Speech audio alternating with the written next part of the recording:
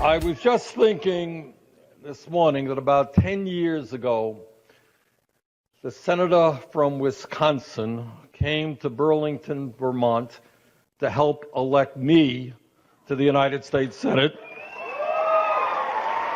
And I am more than delighted to be back here in Wisconsin, one of the great and progressive states in this country,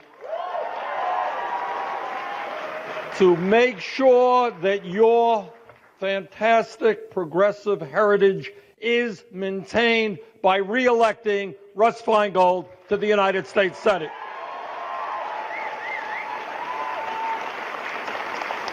And while I'm here, I want to say a thank you to a very dear friend of mine, one of the founders of the Fighting Bob Fest, Ed Garvey. And thank my very good friend John Nichols and Mary Batari for all of their work. And wish Sarah Lloyd the best in her election for the U.S. Congress.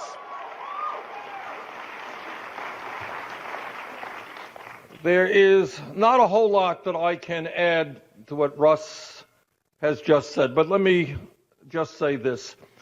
A lot of the media portrays politics as a personality contest, as a dancing with the stars event, as a Super Bowl or a World Series, as some kind of entertainment. But you and I understand that politics is not entertainment.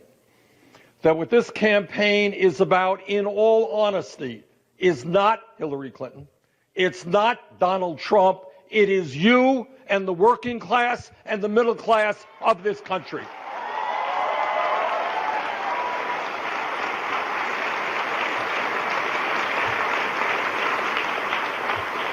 And what we as serious people, and what the American people and the people of Vermont and the people of Wisconsin have got to do, is just take a very hard look. Get beyond the personality. Get beyond the negativity.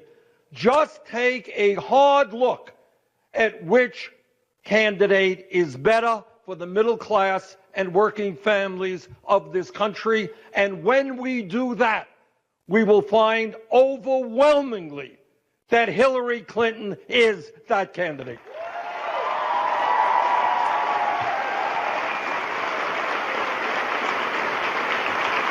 And that's all that I'm asking the American people to do. Look at the issues. Go beyond what media does. Take a hard look and say, what are the issues that impact my family, my state, my country, and in fact, the whole world? Go through the list.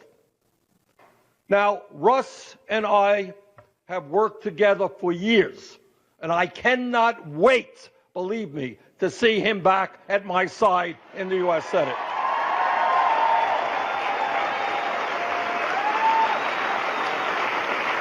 And when we talk about issues, what Russ knows, what you know, and what many Americans now understand, the great crisis that we have in this country is the movement toward oligarchy. I know it's not talked about a whole lot on TV, but what we are seeing from an economic perspective, from a political perspective, are fewer and fewer billionaire families controlling our economy and controlling our politics.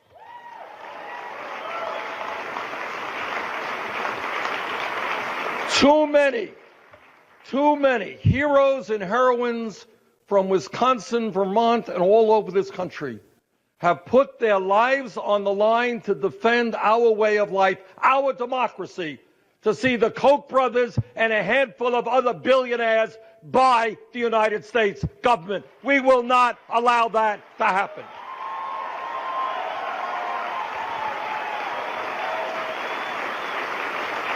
As we speak, at this very moment, the Koch brothers, Sheldon Adelson, and other billionaires are pouring hundreds and hundreds of millions of dollars into Senate races and congressional races. Now, maybe I'm old-fashioned, but I kind of believe that democracy is one person, one vote, not billionaires electing their candidates.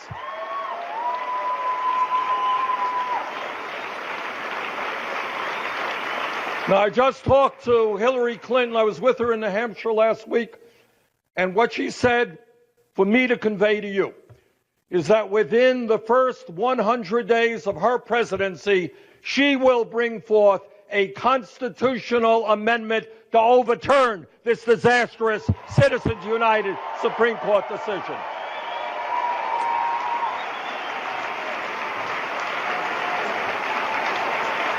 And you can bet your bottom dollar that Russ and I will be going all over this country to make sure that that constitutional amendment passes. And let me tell you this is not just a progressive issue. There are many conservatives, there are many moderates who understand that we cannot allow a handful of billionaires to control the politics of this country. It is absurd. It is beyond words.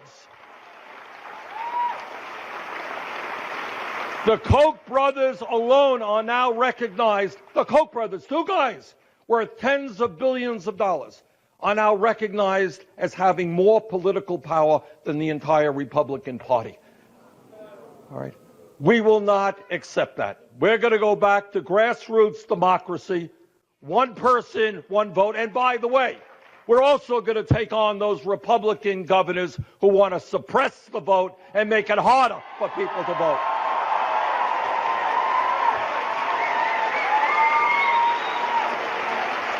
You know, maybe I'm just an old-fashioned guy, but I would like to think that every serious person in this country, no matter what your views are, that they would like to see us have the highest voter turnout in the world, not one of the lowest voter turnouts. That we want to make it easier for people to vote and participate in the political process, not harder.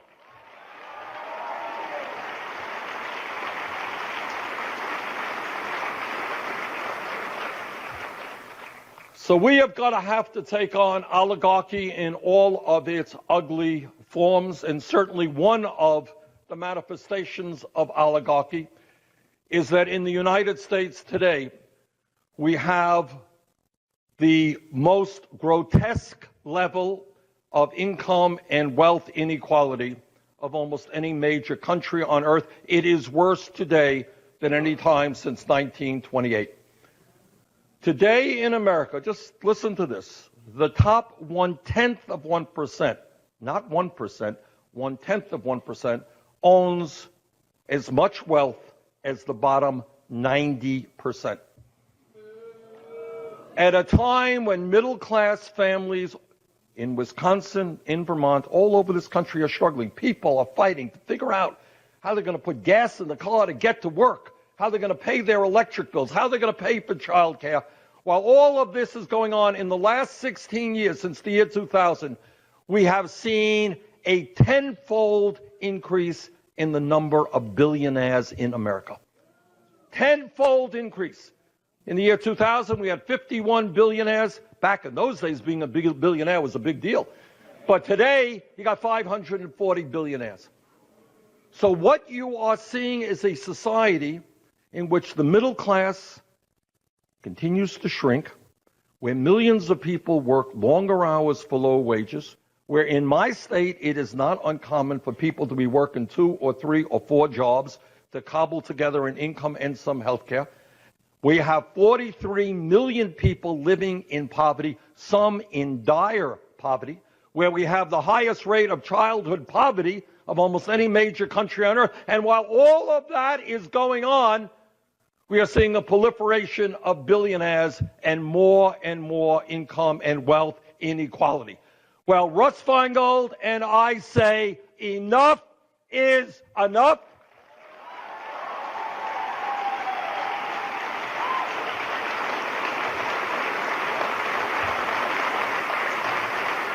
And what we are here to give a message to the billionaire class is you are not going to continue to get it all. We need an economy and a government that works for the middle class and working families, not just the 1%.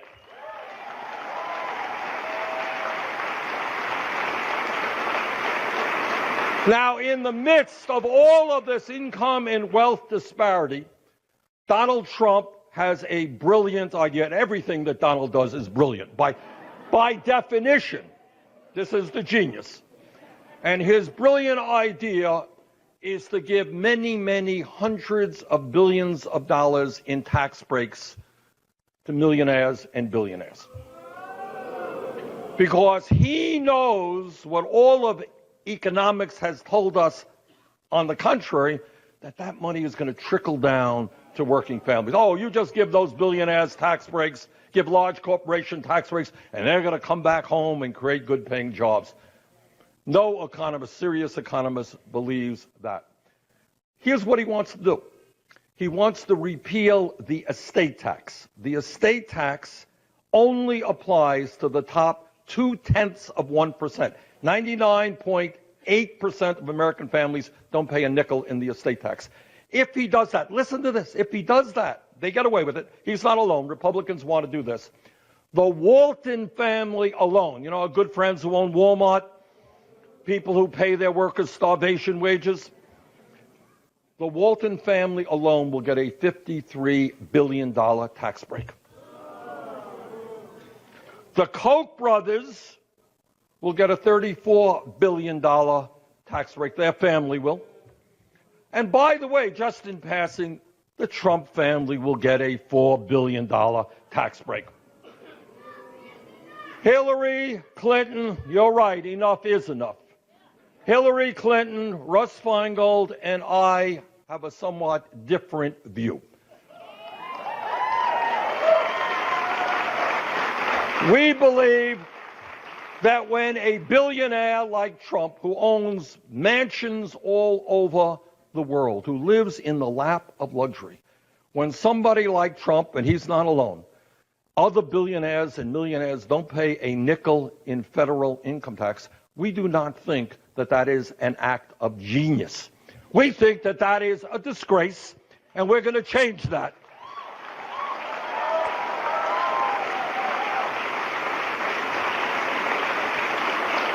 So if you are a working person out there, you ask yourself whether you think it makes any sense to give hundreds of billions of dollars in tax breaks to billionaires. Hillary Clinton, Russ, and I are going to move in a very different direction.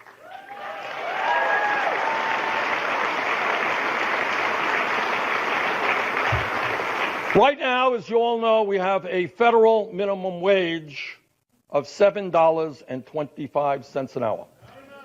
You can do the arithmetic as well as I do. Add it up. And it's not just $7.25, $8, $9. Tell me if there's a family in America that can make it on $9 or $10 an hour. And the answer is no. All right? That is why I believe, Russ believes, and Hillary Clinton believes we have got to raise the minimum wage to a living wage.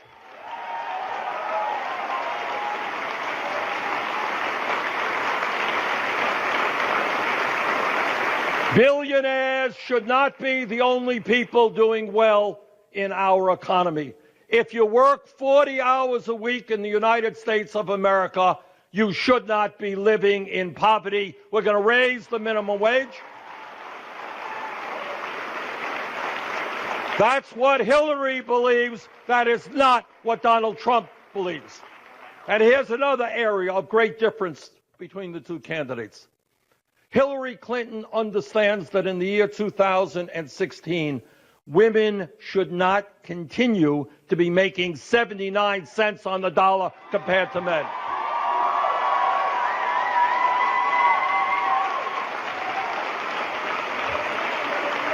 This is not a radical idea. Equal pay for equal work is what this country must be about. Pay equity for women.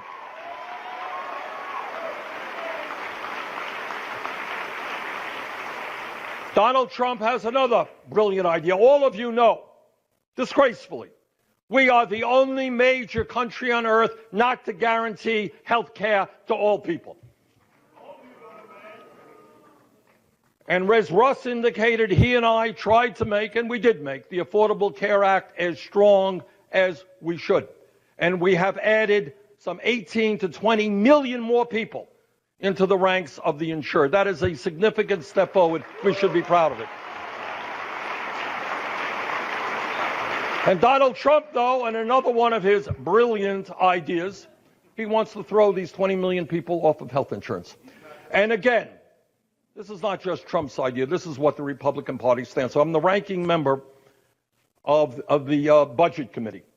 And in that capacity, I questioned the chairman and members of the Budget Committee who proposed this, who passed this. And I said, tell me something.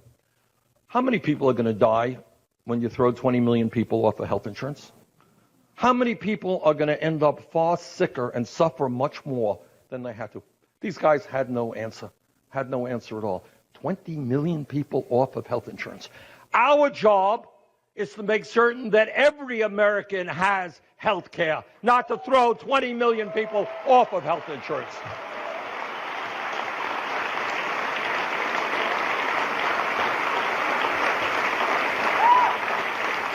And Hillary Clinton and I worked together on a significant proposal. We're going to have public options available in every state in this country to provide some competition to the private insurance industry.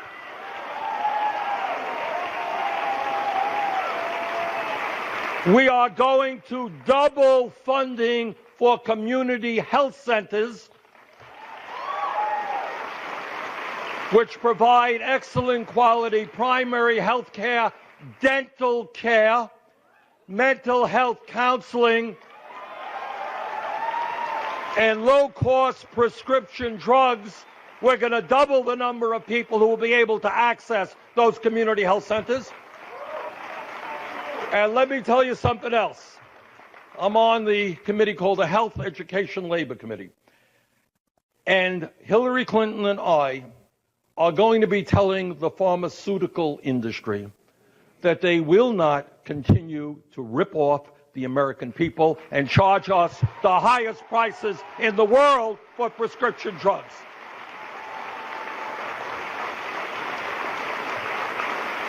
You know, I have a hard time understanding.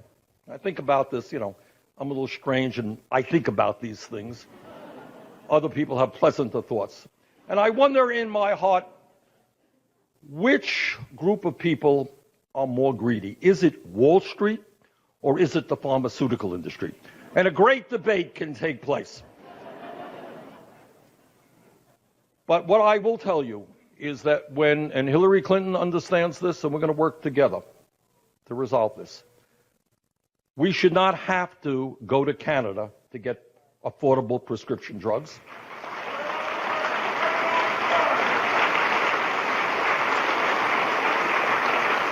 You want to hear crazy? This is how crazy things are. Today, 1 out of 5 Americans who go to a doctor cannot afford to fill the prescription their doctor writes. Think about it for a second.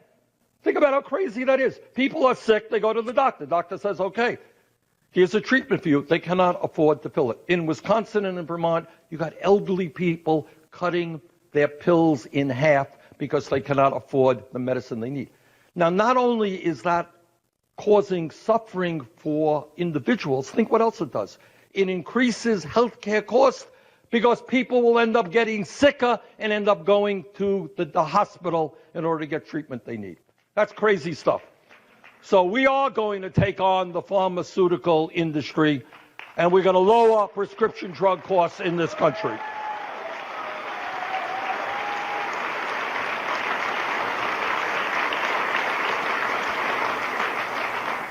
As Russ indicated, there is another area that Secretary Clinton and I worked on, which is of profound importance, not only to millions of people, but to the future of this country, to those who will come long after we're gone. What we understand, what you understand, is that in a competitive global economy, We need the best educated workforce in the world.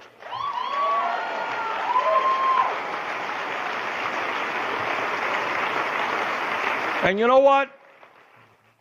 We once had the best educated workforce in the world. That is no longer the case. I have to tell you that is no longer the case. We used to have the highest percentage of people who graduated college of any country on earth. Today, we are falling behind many other countries. What Secretary Clinton knows, what Russ Feingold and I understand, and what you know, is the future of our country depends upon what happens to our young people. It is beyond insanity. It is beyond insanity that today hundreds of thousands of bright and qualified young people cannot get a college education for one reason: their families cannot afford it. It is beyond understanding, incomprehensible, that millions of Americans, because they did the right thing and got the education they needed, they are being punished with outrageous levels of student debt.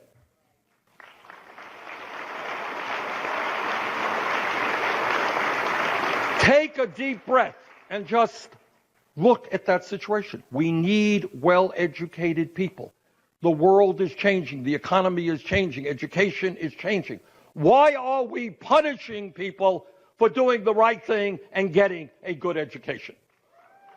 We should encourage people to go out and get the best education they can. We should encourage them, not punish them.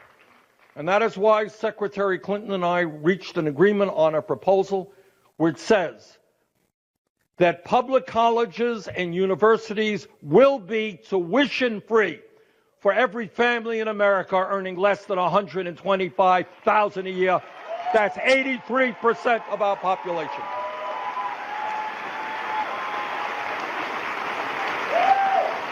I want our young people to be leaving school with excitement, going out, getting the jobs they want, not just the jobs they need in order to pay off their student debt. I want to see young people be able to go out and start the businesses that their hearts are directing them to, not have to struggle decade after decade with horrible levels of student debt. So our proposal does two things: makes public colleges and universities tuition-free for the middle class, and also addresses the issue of student debt for those people who are dealing with that right now. And among many other provisions, what we are saying is it is absurd that you can go out and buy a car today with 1 or 2% interest rates, refinance your home 3 or 4%, and yet millions of people are stuck with interest rates on their student debt of 6, 8, 10%. People should be able to refinance those student debts.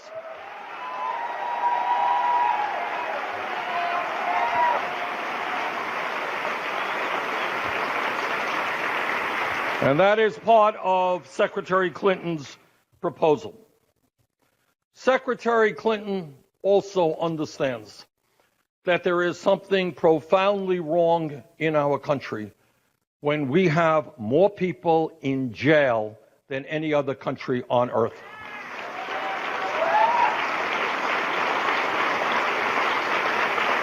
We have 2.2 million Americans in jail, disproportionately African American, Latino, and Native American. We are spending $80 billion a year at the federal, state, and local level locking up our fellow Americans. There is a better way. And what Secretary Clinton and I and Russ and many other people understand is it makes infinitely more sense to invest in jobs and education for our young people rather than jails and incarceration.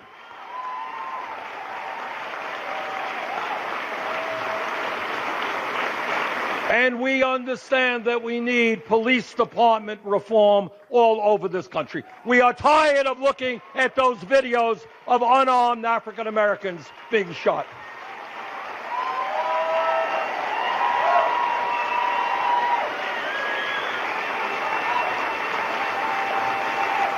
I am a former mayor, and I worked with my local police department. I've had opportunity to work with police officers and law enforcement people all over this country. Vast majority are hardworking and honest people. But you know and I know that if a police officer breaks the law, that officer must be held accountable.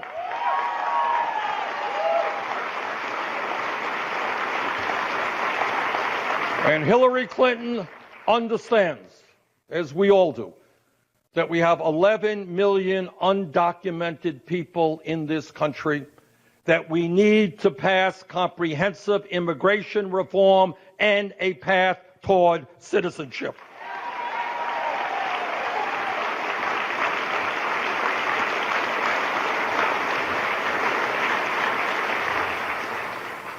Now, there are a lot of reasons why we should support Secretary Clinton and oppose Donald Trump, but there is one, I think, more important than any other. And that is that if we look at the history of our country, where so many wonderful and extraordinary things have happened, we also know that from the inception of our country, from the very beginning, people had to struggle against racism and all kinds of discrimination. We remember and will not forget what happened to the Native American people, which is why we need today a new relationship with the Native American community.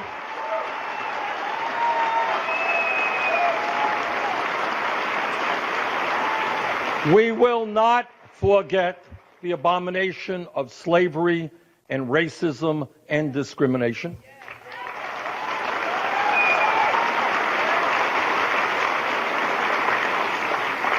We will not forget that 100 years ago today, women in America didn't even have the right to vote, let alone get the education or the jobs that they wanted. We will not forget the struggles of the gay community for dignity and respect and the right to love the people they want to love.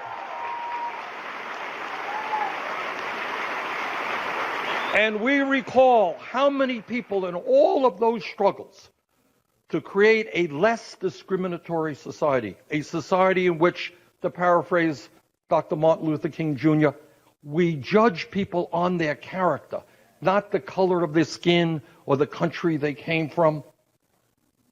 We judge people based on their character. Donald Trump wants to take us back. We will not allow bigotry to resurface in the United States of America.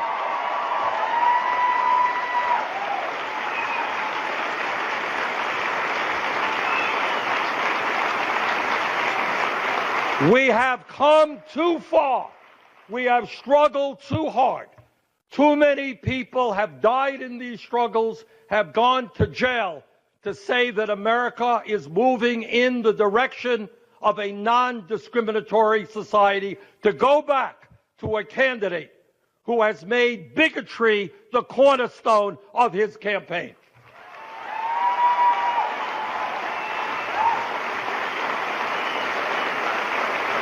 No, Mr. Trump, we will not accept insults to Latinos and Mexicans.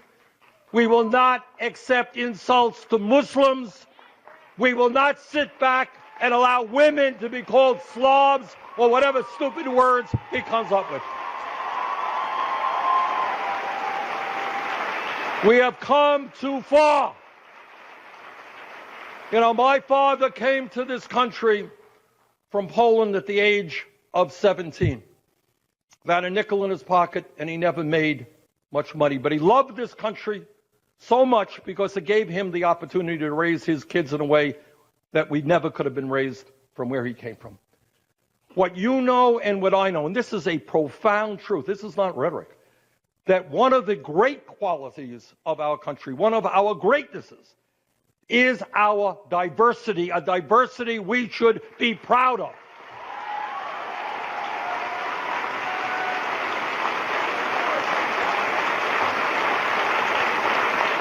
In this room, There are people who have come from whose ancestors came from probably every country on this planet.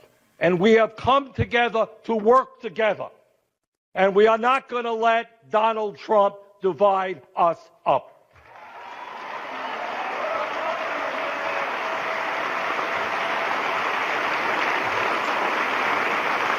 And if you still have any doubts about who the best candidate is, I want you to take a look at another issue. And I'm very glad that Tia Nelson, the daughter of Gaylord Nelson, was here speaking to us. I'm a member of the Senate Environmental Committee. I have talked to scientists from all over the world. And here is the truth. Climate change is real. It is caused by human activity. It is already causing devastating harm to our country and around the world. Donald Trump believes that climate change is a hoax created by the Chinese. Why the Chinese, I'm not quite sure, but I would have thought the Mexicans or the Muslims, but be that as it may, it was the Chinese. All right.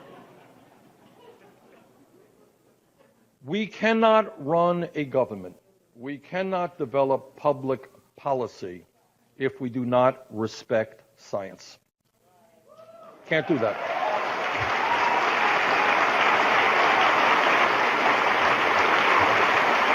Hillary Clinton understands.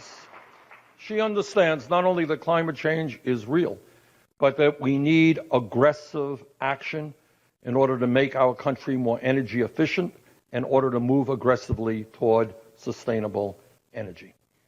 And this is an issue to me which gets beyond politics. It is an issue of morality.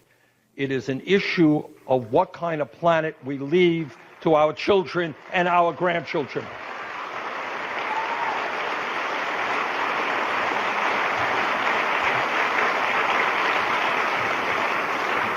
Let me conclude by saying what I think all of you already know. Politics is more than a presidential election, and politics continues the day after the election. Our immediate job in the next 5 weeks is to galvanize as many people as we can to make sure that Hillary Clinton is elected and Donald Trump is defeated.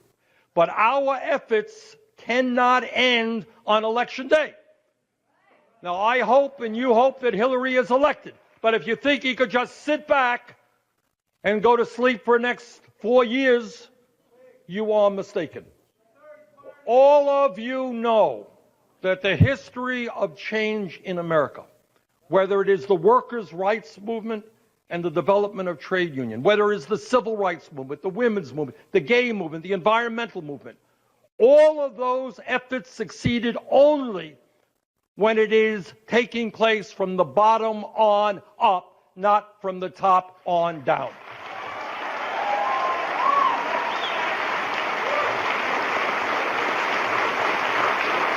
So we have got to elect Russ, we have got to elect Hillary, but we have to do more than that.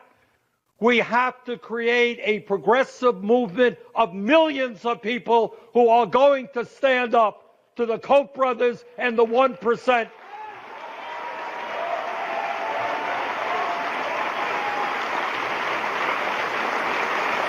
And tell them that our economy, our political system belong to all of us, not just a handful of billionaires. That is what this campaign is about. And if anyone you know says, well, I'm not going to vote, I'm not enthusiastic, and so forth and so on, you tell them that the Koch brothers and Sheldon Adelson, they are enthusiastic. They are going to spend hundreds of millions of dollars to elect candidates who will serve the interests of the billionaire class. So let us go forward in the next 5 weeks. Let us elect Russ Feingold. Let us elect Hillary Clinton. Let us start the process of transforming the United States of America. Thank you all very much.